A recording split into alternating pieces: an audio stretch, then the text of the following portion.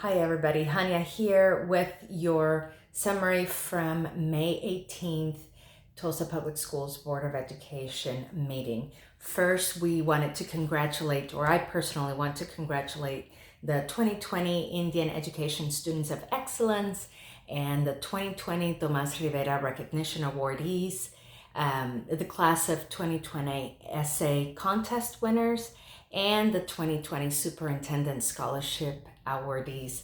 They showed also a video to celebrate our team, and I've already shared that on a previous post, but wanted to specifically congratulate all the students that were awarded some type of scholarship or recognition award for their excellent academics or for their hard work during their school years.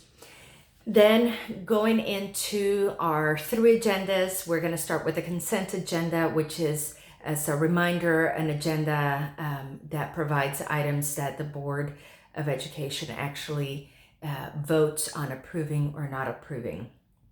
So the items that we were presented with in the manner that they were presented were approved as listed, and that included approving an agreement with Grade Minds to develop a video lesson curricula that would provide additional supports for teachers, students, and parents. They would be useful to be broadcasted on the Tulsa Public Schools television access in case that we would need to do some more distance learning in the near future. Then we approved the positions for the Indian Education Program and several routine staffing items.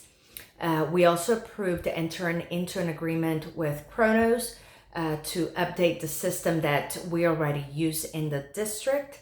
We also approved several upcoming bond sale items and approved a change order to the contract to resurface the track at Hale High School Stadium. Also entering into a contract for the plumbing project at East Central High School. Also, and finally, we approved assigning the electrical contract and approve an amendment for electrical improvements for the elevator at Hale High School. Then moving on to the action agenda items, that is also an agenda that the Board of Education votes to either approve or not approve. And the ones that were listed and as they were listed were approved. Entering into an agreement with Candid Color Photography or Party Pick Photography to provide photography services for our 2020 drive-up commencement. We also approved fixing the amounts for a couple of bond series and the use of BOKF as the registrar and paying agent to administer the sale and receipt of bond funds. That was an item that was several questions were about. Apparently, or not apparently, it is true, there are only two banks that are able to provide those type of services in the state, and BOKF is one of them. We also approved to use Hilborn and Weidman PC as the bond counsel and disclosure counsel for the bond, and a resolution regarding the federal emergency stimulus to support the district. If you want to listen to the resolution, feel free to watch the video from the live stream of the meeting. Then we move on to the information agenda items. These are not items that we vote on during this meeting. We may vote on them in the next meeting or in a following meeting. So these are recommendations for us to review, and we were able to ask questions, but we also ask you guys to reach out with any questions or comments that you may have. The best way to do that for me is through Facebook Messenger, as it sends me a notification right away. So there are various items to contract for contracts for the parking that will have to be added for Rogers. due to the build of the stadium.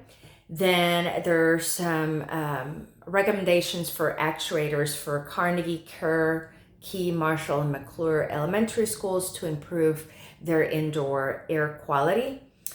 Also, there's a recommendation stating that KIPP Tulsa would like to lease Mark Twain Elementary building for this upcoming fiscal year 21, or the next school year, for those of you that may not use fiscal year in your vocabulary.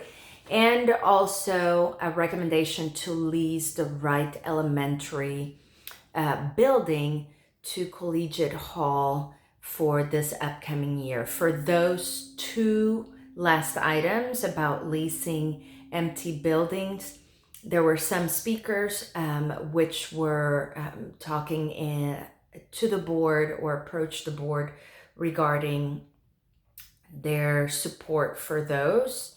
And if you want to hear those comments, or if you want to hear more about the discussions regarding those two items, then feel free to reach out to the live stream video that is on the website, and I can add a link to this post if it would be helpful. Then the superintendent provided us with a report, several items that she covered. She did state that the winners of the essay contest that we had, the awards that were provided to them, came from donations. So she wanted to thank the donors that provided that funding. Then we talked about she discussed the Bright Lights, Bright Futures that started Sunday by lighting up all the stadiums in the district. That was the beginning of our graduation week. And on Tuesday, the drive-up graduation started, and seniors were going to be able to, and still able to, get pictures taken, and videos will be sent to each senior. That includes the speech from the valedictorians. In-person graduations will be able to happen in July if we're able to have those according to guidelines from the CDC and the Tulsa Health Department. Next year, she discussed that next year they're already looking into what it may look like, and that there's a variety of things that they have to consider. And once they consider something, it navigates into something different. So they're trying to think of every single scenario. So she stated they're working on looking at every and any conditions that we could be facing at that time to determine what it would look like for students and for staff. For example, she gave some examples. How do we manage social distancing? Do we get staggered schedule? Do we use different models? What about those that could not be able to return? What about space modifications, changes to the physical buildings, wellness supports for those dealing with medical challenges? How do we keep everyone safe and healthy? So they are prepared to follow, again, CDC and Tulsa Health Department guidelines.